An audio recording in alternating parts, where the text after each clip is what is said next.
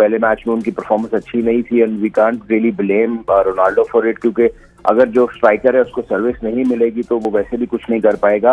तो yes, massive comeback from Ronaldo, 2 गोल किए और बिल्कुल मैच के पहले ही 5वें मिनट में ही इन्होंने पहला अपना गोल कर दिया था।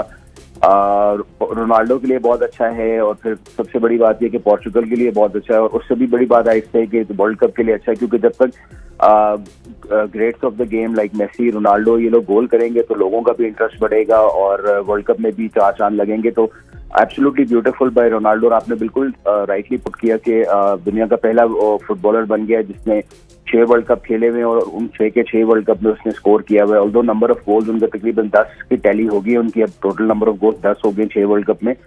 That needs to, I think इंशाल्लाह आने वाले दिनों में we're hoping as Ronaldo fans कि वो आपको बेहतरीन और नंबर ऑफ गोल्स देखने को मिलेंगे।